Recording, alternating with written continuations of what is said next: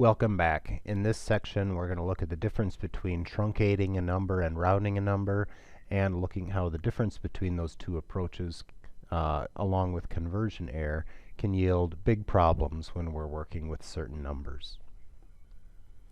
So for starters, let's talk about truncation. In general, to truncate something just means you cut it off. So truncating and rounding are similar in that we decide that we're not going to pay attention to all the digits on a number, but in truncating we simply stop. So let's take the number 0.49923. If we truncate that at the hundredths place, then that means that we're going to cut it off after the second decimal, and we don't care at all what's beyond that. With rounding, we like to pay attention to that next digit, and truncating we don't. So we would simply say that that number becomes 0.49. If we truncate the number 6.099 at the tenths place, that means that we would cut that number off after the tenths or the first decimal place. And 6.099, we ignore anything beyond that tenths place, and this becomes 6.0. That's similar to, but a little bit different than, the idea that you're probably familiar with, and that is the concept of rounding. When we round, we look 1 point beyond the last digit that we're keeping so that we can keep the shortened number as close to the original as possible. So for example, you might remember that if we have $6.49 and we round that to the nearest dollar, it becomes $6. That is to say, we rounded it to the nearest whole dollar.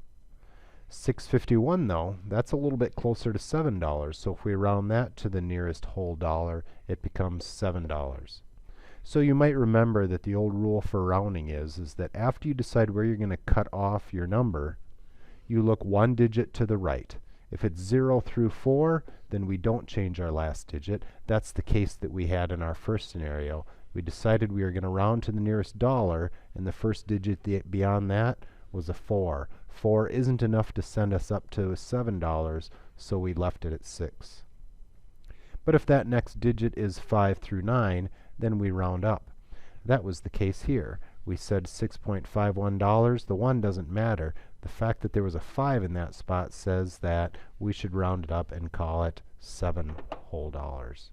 So oftentimes when we round or truncate, we do it by place value, but we can also do it by the number of sig digs that we're keeping. That's really common in anything scientific. So let's do one of these together. The number is 0.03030303. We want to keep 6 significant digits. So remember, that first 0 is not significant. That 3 is significant. 0, 3, 0, 3. There's our 5th significant digit, and that would be our last significant digit, which means we're going to cut this off right after that 0. So if we truncate that and simply cut it off, the number becomes 0.0, which is not significant, 3, 0, 3, 0, 3, 0, and we've kept 6 significant digits after truncating. Rounding, we look one digit to the right of that. The next digit to the right is a 3, but as it turns out, that's not enough to make our last digit go up anyway, so the rounded number turns out to be the same number. In our second number, 23.4999999, we want to keep 4 significant digits. So the 2 and the 3 are significant, and the 4 and the first 9 are significant. There's our 4 sig digs. That's where we'll cut it off. So if we truncate that number, we just cut it off after the 9, and this becomes 23.49. But when we round, we would look at that next place to the right, and since it's a 9, we're going to call this 23.50. We don't want to call it 23.5. That would only be 3 sig digs. 23.50 keeps our 4 sig digs. Okay, for a little bit of quick practice here, I'd like you to do the last two numbers. Truncate and round each of the remaining 2 examples. Unpause the video when you're ready to see the solutions. Okay, let's take a look. 18.963. We're only going to keep 1 significant digit here. Well, that means that the 1 is the only thing that we're going to keep. This is a little bit tricky. If we truncate that, we're going to stop after the 1. We're going to throw all significant digits beyond the 1 away, and so we would call that number 10. It's more intuitive, though, to round that number, and since we're only allowed to keep 1 digit, After truncating the number after the 1, that 8 rounds us up, and this would become 20. And already you can see that truncating a number can kind of misrepresent the number. If you had a dog that weighed 18.963 pounds, you'd be much better off representing his weight by rounding the number to 20 than by truncating the number to 10. Our last example, 0.00447372. You'll notice that there's some spaces in this number. Those don't really change anything about the number. Those spaces are just making it easier for our eyes to group those digits together in groups of 3 in the same way that commas do for large numbers. So if we're going to keep 3 significant digits, those first 2 zeros are not significant, but the 4, and the 3 are significant, and that's where our number will stop. So if we truncate that number, we'll keep 0.00, those are not significant, and 4, 4, 3 would be the 3 sig digs we keep. But if we round that number, we would look at that next digit to the right and say that the 7 is enough to kick that last digit up, and this becomes 0.00444. Okay, now that you can see the difference between truncating and rounding, I want you to see where the difference between those two processes can create some problems. So a little bit of review here. Let's represent the number 8.1 base 10, or decimal, using the 32-bit IEEE format. And then we're going to take that number and convert it back into a decimal. We're going to find that there's a little bit of conversion error, and that it leads to be a problem. A small problem, but worth recognizing. So a little refresher here. When we convert 8.1 to binary, it becomes 1000.0001100, and then if you go through the process of converting the 0.1 into binary, you'll find that that 1100 pattern repeats. Putting that in normalized binary form, the number becomes 1.000001100, which repeats times 2 to the 3rd power, since we moved our decimal place 3 places. So putting that in IEEE format, our sign bit will be 0 since this number is positive. Then 8 bits for our exponent. Remember, we're going to take that exponent of 3 and add 127 to that to get the number 130, which we put into binary form becomes 10000010. Those 8 digits become our exponent bits. Now for our mantissa, remember, the leading digit will always be a 1, and we don't include that. So the remaining zeros and ones fill out the remaining 23 bits in our number. We have 6 zeros followed by our repeating 1100 pattern. Now because that repeating pattern ultimately has to end because we run out of storage bits, our memory isn't preserving that number exactly. It's now only approximately 8.1 and not exactly 8.1. And to prove that, let's take a minute and convert it back.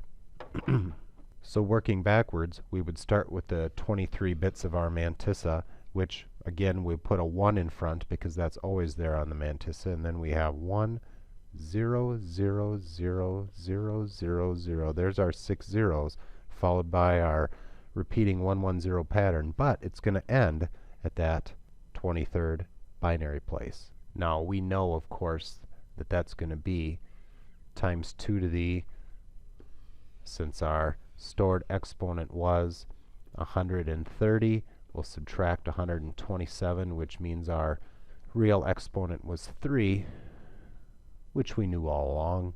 And we can conclude that the original binary representation of our number in normalized form is 1000.000. Now really, it all seems like a harmless process until right here. If we convert that back into binary, we're not going to get 8.1. Pretty clearly, our whole number in front of our binary point is 100. That's definitely the number 8.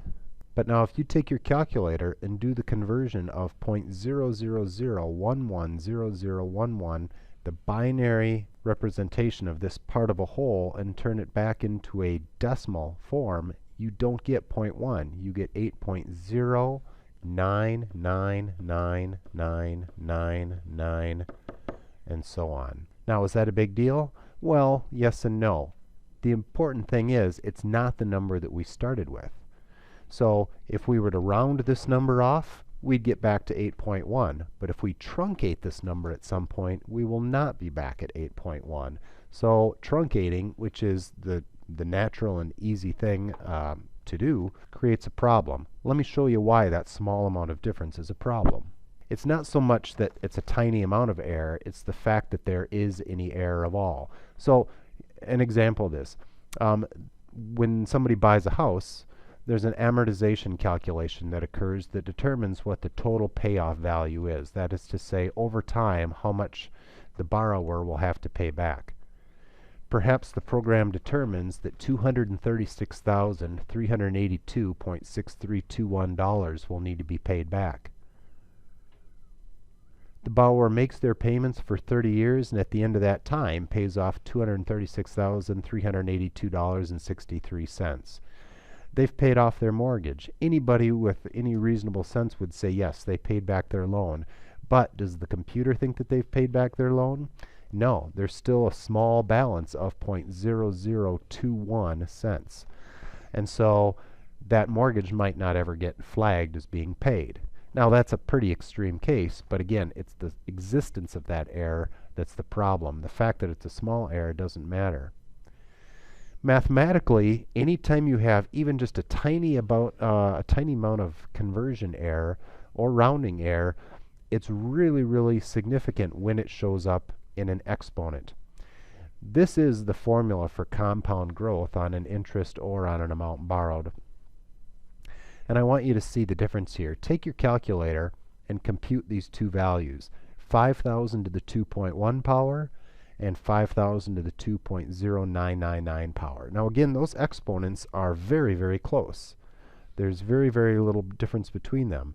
If we rounded this one on the right off at the 10th or the 100th, it would round to 2.1. If we truncate it, it won't. So take your calculator and compute each of these two values. The one on the left, 5,000 to the 2.1 power, becomes 58,591,823. And I'm going to round it off there and not worry about the decimal points. Now type the one on the right into your calculator, 5,000 to the 2.0999 power. That one will give you 58,541,940. Certainly not the same number, and in fact, there's a pretty big difference between those two numbers. The one on the left, if we subtract them, is considerably bigger than the one on the right, and in fact, the difference between those numbers is 49,883. That's a huge difference because of a tiny little bit of error in our exponent value. So as you can see, we need to be very, very careful with even small amounts of variation in numbers. Okay, so you know how to truncate numbers. You know how to round numbers.